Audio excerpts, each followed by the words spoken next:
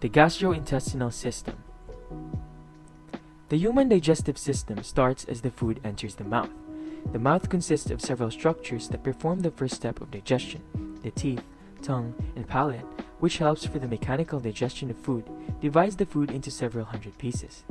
This serves two important purposes. It makes swallowing of the food much easier, and it increases the surface area of the food, making the action of enzymes much faster. The mouth also receives secretions from salivary glands, which consist of parotid gland, submandibular gland, and sublingual gland. The saliva contains two important enzymes, the amylase and lipase, which help to start the digestion of starch by breaking it into smaller sugars and fats into simple lipids. The tongue contains thousands of taste receptors contained in structures known as taste buds. These give the four basic tastes: bitter, sour, salt, and sweet. After the food has been chewed and mixed with the saliva, it then passes into the oropharynx and then into the esophagus through a series of controlled muscle contractions known as deglutition reflex. The pharynx is a conducting zone that is a part of both the respiratory tract as well as the digestive system. The pharynx continues down to the esophagus. It also receives the opening of the larynx anteriorly. The epiglottis is a piece of cartilage that covers the opening of the larynx. When we eat, the larynx opening is closed, and this prevents the food from entering the respiratory tract. The bolus is then passed down into the esophagus. The next part of the digestive system is the esophagus, which is a muscular tube through which the food passes into the stomach. It passes through the posterior mediastinum and enters the abdomen through a hole in the diaphragm and joins the stomach. The wall of the esophagus consists of four layers, namely tunica mucosa, tunica submucosa, tunica muscularis, and tunica adventitia. The tunica submucosa has mucous glands that prevent excoriation and protection to the walls of the esophagus. The upper third of muscularis externa is composed of skeletal muscle fibers, whereas the lower third is composed of smooth muscle fibers that propels the food forward through muscular contractions known as peristalsis. These muscles are very strong at the lower end to form the lower esophageal sphincter, which has a valve-like function. It remains constricted at all times to prevent the contents of the stomach from entering into the esophagus. When we eat and drink, it allows one-way movement of food.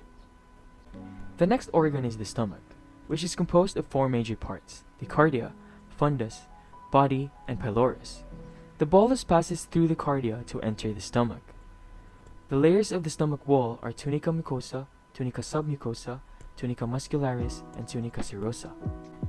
The tunica mucosa has oxyntic glands which consist of surface mucous cells that secretes bicarbonate-rich juices, stem cells, and secretory epithelial cells, namely mucous neck cells that secretes mucus, chief cells that secretes pepsinogen, parietal cells that secretes hydrochloric acid and intrinsic factor, and lastly, enteroendocrine cells that secretes serotonin and gastrin. Since these chemicals can damage the stomach wall, the pyloric glands, located on the antral region, has mucous cells that secretes mucus to lubricate food movements and protects the stomach wall from digestion of gastric enzyme, and G cells that secretes gastrin to control gastric acid secretion. The tunica muscularis has layers of smooth muscles which cause waves of muscular contractions known as peristalsis that cause mechanical mixing or churning of food contents. The stomach also serves as a storage of food. The pylorus also has a strong smooth muscle sphincter called the pyloric sphincter that opens usually after 1 hour of taking a meal. Until then, the food has been converted into a semi-liquid form known as chyme, which is slowly released forward. The chyme passes into the small intestine, which is a 5-meter-long tube divided into 3 major parts: the duodenum, jejunum, and ileum. The walls of the small intestine consist of 4 layers: the tunica mucosa, tunica submucosa, tunica muscularis, and tunica serosa. The tunica mucosa contains crypts of libercun, which lie between the intestinal villi. The surfaces of both the crypts and the villi are covered by simple columnar epithelium composed of 2 types of cells: goblet cells, which secretes mucus that lubricates and protects the intestinal surfaces, and enterocytes, which in the crypts secrete large quantities of water and electrolytes, and over the surfaces of adjacent villi reabsorb the water and electrolytes along with the end products of digestion. The small intestine has the main job of digestion and absorption of food. This is performed by abundant enzymes through the liver, pancreas, gallbladder, and the small intestinal wall. The duodenum receives strong acidic chyme which can potentially damage its wall, so it produces bicarbonate-rich alkaline secretions that neutralize the acid. It also receives secretions from the gallbladder, pancreas, and liver. These secretions contain numerous enzymes that digest the food and convert it into simple molecules that are easy to absorb and utilize by the body. The liver contains a portal triad consisting of a branch of the hepatic artery, a branch of the portal vein, and bile ductules. Branches of the hepatic artery carry oxygenated blood to the hepatocytes, while branches of the portal vein carry blood with nutrients from the small intestine. The bile duct carries bile products away from the hepatocytes to the larger ducts and gallbladder. The hepatocytes produce bile, which consists of water, bile salts, bile pigments, and mucus. These secretions flow through the bile canaliculi, bile ductules, and bile ducts. These structures gradually merge to form the common hepatic duct that joins the cystic duct from the gallbladder and continues to the duodenum as the common bile duct. The gallbladder is used to store bile and concentrate it. Bile helps to emulsify the fats in the chyme and leads to the formation of micelles, which are easy to digest and absorb. To move stored bile into the duodenum, contraction of the gallbladder muscularis is induced by cholecystokinin released from the intestinal cells. Release of cholecystokinin is in turn stimulated by the presence of ingested fats in the small intestine. The bile then empties to the cystic ducts, which eventually merges with the common bile duct. The pancreas, which lies behind the stomach, has both an exocrine and endocrine part. The endocrine function of the pancreas involves the islets of Langerhans that produce insulin and glucagon. Meanwhile, the acinar and centroacinar cells comprise the exocrine portion of the pancreas. The acinar cells are stimulated by cholecystokinin and acetylcholine to secrete the pancreatic enzymes including the amylase, peptidase, and lipase. Secretin, in contrast, stimulates secretion of bicarbonate-rich fluid, which neutralizes the acidic chyme entering from the stomach. The pancreatic enzymes and bicarbonate-rich fluid flows into the intercalated ducts, which merge with the intralobular ducts and larger interlobular ducts into the main pancreatic duct before joining the common bile duct. Secretions from the gallbladder, liver, and pancreas through the common bile duct forms a channel called the ampulla of Vater that enters to the duodenum directly. Approximately after an hour you take a meal, the food starts to enter the duodenum, where all these enzymes and bile start their action. The food then passes slowly from duodenum to jejunum and then to the ileum. Most of the digestion of food takes place in the duodenum, where proteins are converted into peptides and simple amino acids by the action of pancreatic enzymes, mainly chymotrypsin and trypsin. The fat in your diet is converted into simple molecules like fatty acids and glycerol. Lipase is the main fat-digesting enzyme, whereas the bile from the liver helps to digest the fats. Additionally, amylase converts complex carbohydrates into simple sugars. Enzymes from the intestinal wall, known as brush border enzymes, such as your lactase, maltase, sucrase, and dextrinase, all of these complex foods are broken down into simple molecules which are easy to absorb. The wall of the small intestine contains layers of smooth muscle, which cause segmental contractions that move the food forward slowly. The carbohydrates, fats, and proteins and other nutrients are completely digested slowly over a period of 3 to 5 hours. Chyme is moved through the small intestine via two mechanisms, mixing and propulsive movements. When a portion of the small intestine becomes distended with chyme, stretching of the intestinal wall elicits localized concentric contractions spaced at intervals along the intestine and lasting a fraction of a minute. The contractions cause segmentation of the small intestine, which chops the chyme 2 to 3 times per minute, in this way promoting progressive mixing of the food with secretions of the small intestine. Chyme is propelled by peristaltic waves that can occur in any part of the small intestine and move toward the anus. Peristaltic activity increases markedly after a meal, which is stimulated by the stretching of the duodenal wall upon entry of chyme. In addition, it is also increased by the gastroenteric and gastroileal reflexes. Several hormones also affect intestinal peristalsis. These factors include gastrin, cholecystokinin, insulin, motilin, and serotonin, all of which enhance intestinal motility and are secreted during various phases of food processing. Conversely, secretin and glucagon inhibit small intestine motility. The microscopic structure of the wall of the small intestine consists of small projections on the surface, which are known as villi. These villi in turn have small projections on their surface, which are known as microvilli. The presence of villi and microvilli on the surface of the small intestine increases the surface area of the small intestine tremendously, which makes it super effective to absorb these digested simple food materials. These molecules cross the cells of these microvilli and are then taken up into the bloodstream and lymphatics present in the center of these villi. After most of the food is digested and absorbed in the small intestine, the rest of the food passes into the large intestine. The large intestine begins with the cecum, which marks a distinction between the small and the large colon. The large intestine is divided into ascending, transverse, and descending colon. The descending colon then leads into the sigmoid colon, which then leads into the rectum, and that finally leads into the anal canal. The anal canal consists of internal and external anal sphincters. The internal anal sphincter is made up of smooth muscle, which is involuntary, whereas the external anal sphincter is made up of skeletal muscle, which is voluntary.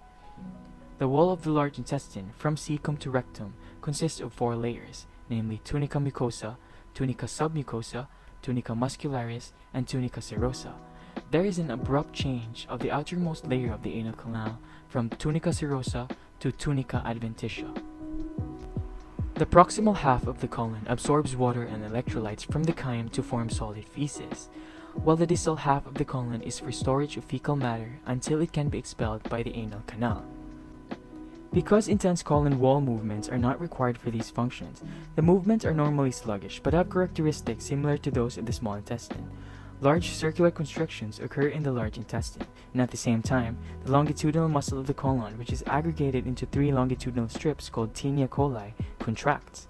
These combined contractions of the circular and longitudinal strips of muscle cause the unstimulated portion of the large intestine to bulge outward into bag-like sacs called hastrations, wherein all the fecal material is gradually exposed to the mucosal surface of the large intestine, and fluid and dissolved substances are progressively absorbed. Much of the propulsion in the cecum and ascending colon results from the slow but persistent haustral contractions. From the cecum to the sigmoid, mass movements can take over the propulsive role. First, a constrictive ring occurs in response to a distended or irritated point in the colon. Then rapidly, the 20 or more centimeters of colon distal to the constrictive ring lose their haustrations and instead contract as a unit, propelling the fecal material down the colon. The appearance of mass movements after meals is facilitated by gastrocolic and duodenocolic reflexes. These reflexes result from distension of the stomach and duodenum. After this, the remaining material turns almost solid, which is compacted in stools and stored in the rectum until it is excreted through the anus. When a mass movement forces feces into the rectum, the desire for defecation occurs immediately, including reflex contraction of the rectum and relaxation of the anal sphincters. Ordinarily, defecation is initiated by defecation reflexes. One of these reflexes is the intrinsic reflex mediated by the local enteric nervous system in the rectal wall. So in summary, this is the flow of the food from the mouth to the anus.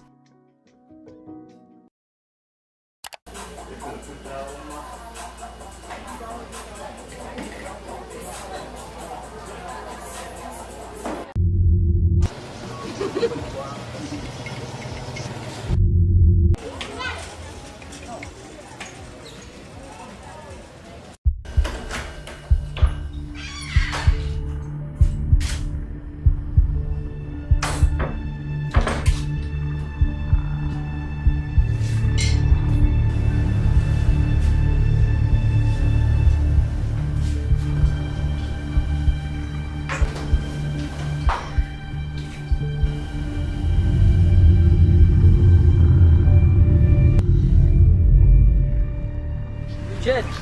Uy, Basta. Ano Ano? ka sa balita? Si Loy baka ito silingan. Matay na daw. katong palahubog na tatawang silingan? Oo, ang storya nila, nagabi daw kay uli siya ubog kayo. Niyawa na daw kamata karong buntag, ambot lagyan sa katinuod. O lagi, ayag pamanto na ako to siya nakita dito sa tindahan nga hubog na kayo.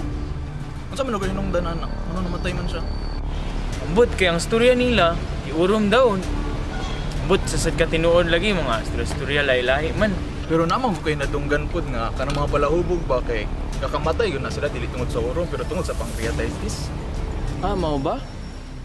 Pancreatitis per se is inflammation of the pancreas. Okay, so the pancreas is a digestive organ that's very rich in enzymes. So it is a It is a question of compartmentalization of all these enzymes. And so when there is injury to the parenchyma of your pancreas, this compartmentalization gets destroyed. And so what happens is these enzymes that are important for digestion starts to attack the pancreas. Ang pasyente comes in because of grabe kasakit. Kung imong i-grado ang pain from 0 to 10, kung sa may grado nimo, usulti sila sakit, yun kayo daw. And sometimes the patient buckles up because of the pain. And I ask them, asa na people dagan ang pain, mudagan sa likod or mudagan sa shoulder. So that's very characteristic of biliary pain, or pancreatitis. There are also symptoms of vomiting, and then sometimes other patients have signs of fever or inflammation. And then upon examination of the patient, sakit kaayo ang iyang tutubog mo. Sometimes to the point na hindi mo makita. One of the most common causes of pancreatitis is gallstone.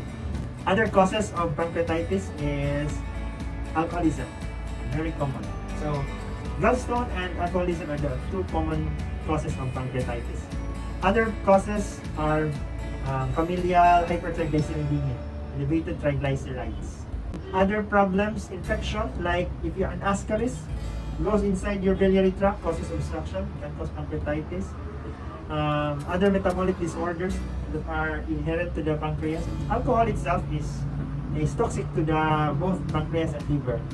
Alcohol can elevate triglyceride acutely and causes photocatalytic activation of your pancreatic enzyme, thus causing pancreatitis. As much as possible, hindi mag-inom. Or kung mag-inom, maganin mo. Kaya siguro pang-respetar lang, but not to the point of intoxication. So, manang ang uban, after drinking, magbangungot, they go into an attack. That's because of inflammation of the pancreas, just due to alcohol intake.